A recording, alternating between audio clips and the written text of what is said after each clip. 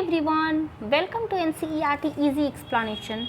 Today we are going to discuss about coagulation of the blood. So what is coagulation? Coagulation of the blood क्या है? तो जब भी तुम्हारे body में कहीं पर भी कोई ट्रोमा हो, कोई ब्लीडिंग वगैरह स्टार्ट होगी, तो तुमने नोट किया होगा कि ब्लीडिंग कंटिन्यू नहीं रहती. After some time it will stop, ये रुक जाएगा. क्यों रुकेगा? तो कुछ मैकेनिज़्म चलता है हमारे बॉडी के अंदर ताकि वो एक्सेस जो ब्लड फ्लो ना हो, इसके लिए एक मैकेनिज़्म चलता है बॉडी के अंदर जिसको हम लोग कोagulation ऑफ द ब्लड कहते हैं. उस मैकेनिज़्म में होता क्या है ना कि ब्लड के अंदर कुछ प्रोटीन्स पाए जाते हैं, ठीक है, जिसमें से एक है बहुत ही इंपॉर्टेंट प्रोटीन है, डैट इज़ प्रोथ्रोम्बिन. ये इनएक्टिव फॉर्म में रहता है हमारे ब्लड के अंदर. जब भी कोई ट्रोमा या फिर इंजरी होता है तो ये जो प्रोथ्रोम्बिन है ये एक्टिवेट हो जाता है और ये कन्वर्ट हो जाता है थ्रोम्बिन में. थ्रोम्बिन एक्टिव फॉर्म होता है प्रोथ्रोम्बिन का, ठीक है. ये जो एक्टिवेशन करेगा तो ये जो थ्रोम्बिन होता है ना, ये क्या करता है कि ब्लड में एक दूसरा प्रोटीन पाया जाता है जिसको हम लोग बोलते हैं फाइब्रिनोजेन, ठीक है. ये फाइब्रिनोजेन बेसिकली इन एक्टिव फॉर्म में रहता है. ये फाइब्रिनोजेन कन्वर्ट होता है active form that is fibrin in the presence of this prothrombin.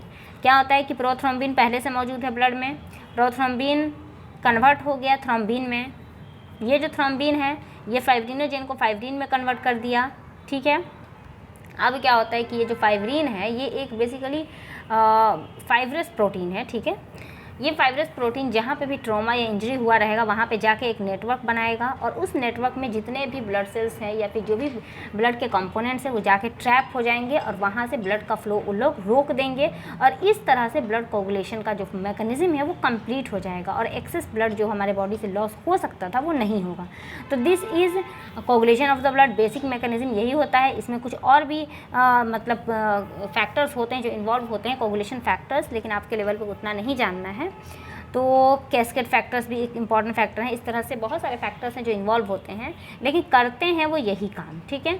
तो this is all about coagulation of the blood. एक बार रफली हम लोग ये पैराग्राफ देख लेते हैं. इसमें क्या है कि जब तुम्हारे फिंगर या फिर कुछ भी कट हो जाता है तो क्या होता है कि वहाँ से ब्लड ज़्यादा कंटिन्यू ना फ्लो हो, इसके लिए एक कुछ स्टेप्स होते हैं जिसको हम लोग फॉलो करते हैं, ठीक है.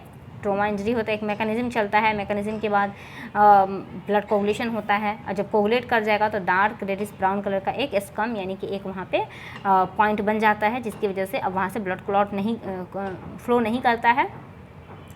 और इसमें होता क्या है कि जो होता क्या है कि फाइब्रिन जो होता है वो नेटवर्क लाइक स्ट्रक्चर बनाता है और जो फाइब्रिन होता है वो फॉर्म्ड होता है कन्वर्जन इनएक्टिव फाइब्रिनोजेन होता है प्लाज्मा में जो कि थ्रोम्बिन एंजाइम की वजह से कन्वर्ट होता है. और जो थ्रोम्बिन होता है वो भी फॉर्म होता है एक सबस्टांस जिसको हम प्रोथ्रोम्बिन बोलते हैं, जो कि ये जो प्रोथ्रोम्बिन होता है वो थ्रोम्बोकाइनेज से एक्टिवेट होता है. यानी कि प्रोथ्रोम्बिन को थ्रोम्बिन में कन्वर्ट करने के लिए जो एंजाइम है डैट इज़ प्रोथ्रोम्बिनेज, ठीक है.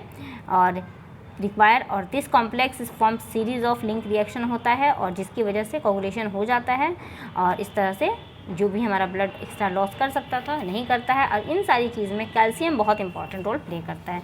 This is all about coagulation of the blood. मिलते हैं अगले वीडियो में. Thank you.